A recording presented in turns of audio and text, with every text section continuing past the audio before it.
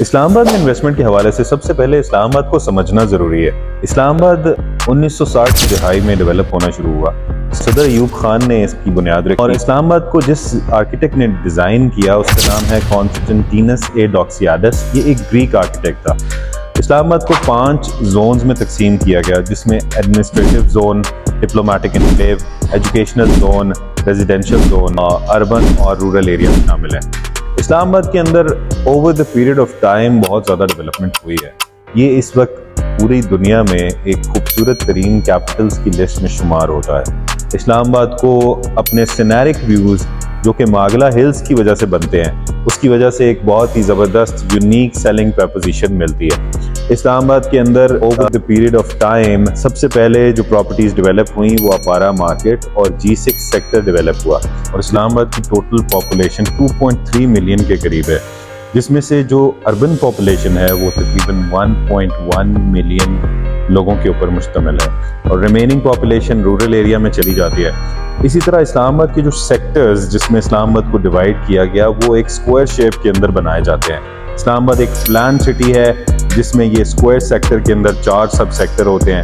For example अगर हम sector G6 की बात करें तो इसके अंदर G61, G62, G63 और G64 सेक्टर पाया जाता है और हर सेक्टर के सेंटर के अंदर एक कमर्शियल हब जो है वो बनाया जाता है। कैपिटल को कुछ इस तरीके से प्लान किया गया कि इसमें मुख्तलिफ डिवीजन अल्फ़ाबेटिकल ऑर्डर में बनाई गई, जिसमें सेक्टर I, उसके बाद H के बाद G, F, E और फिर उसके बाद सेक्टर D कहलाता है। जो सेक्टर्स डिप्लोमेटिक एनक्लेव के करीब हैं वहाँ से न्यूमेरिक ऑर्डर के अंदर इंक्रीज होता है। फॉर एग्जांपल सेक्टर G5 जो है वो डिप्लोमेटिक एनक्लेव कहलाता है। उसके बाद G6, G7, G8, G9 इसी तरह एयरपोर्ट की तरफ जाते हुए सेक्टर इंक्रीज करते जाते हैं। इस्लामाबाद में कुछ मेन शाहराएँ हैं जिसमें शाहराए श्रीनगर है और इसके अलावा मागला एवेन्यू है और ये वो रोड्स हैं जो जहाँ जहाँ इस्लामाबाद जाता जाएगा उसके साथ ट्रैवल करेंगी। इस्लामाबाद के अंदर जो मेन एवेन्यू है इसका नाम है जिन्ना एवेन्यू, जो कि पार्लियामेंट हाउस से लेके जहाँ तक इस्लामाबाद जाएगा वहाँ तक साथ साथ जाएगी। जिन्ना एवेन्यू के ऊपर हाई राइज टावर को डिज़ाइन किया गया था और इसके अंदर तमाम वो कमर्शियल हब आते हैं जो कि मल्टीपल स्टोरीज के ऊपर बिल्डिंग्स बनती हैं।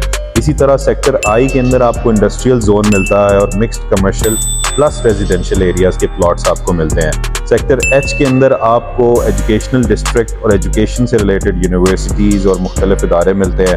इसमें ग्रेव यार्ड भी आता है और जब हम सेक्टर G की तरफ आते हैं तो ये कम्प्लीटली रेजिडेंशियल सेक्टर है जिसमें मोस्टली गवर्नमेंट एम्प्लॉयज़ रहते हैं। सेक्टर F जो कि प्रीमियम सेक्टर कंसिडर होता है, ये मागला हिल्स के बिल्कुल करीब से शुरू होता है और जहाँ तक इस्लामाबाद जाता जाएगा sector F6, F7, F8, F10, F11 इसी तरह ये कंटिन्यू करता रहेगा। इस्लामाबाद की प्राइसेस की डिवीजन कुछ इस तरीके से है कि जो सेक्टर्स पहाड़ों के जितना करीब पाए जाते हैं उनकी प्राइस पर स्क्वायर फीट के हिसाब से ज़्यादा होती है, बिकॉज उनके पास बहुत खूबसूरत सिनेरिक व्यूज़ होते हैं और वो वेदर के बहुत अच्छे कंडीशंस को एंजॉय कर सकते हैं। इसी तरह sector D12, sector E7, sector E8 जिसमें जो है वो उनके अंदर सबसे खूबसूरत सिनेरिक व्यूज़ हैं।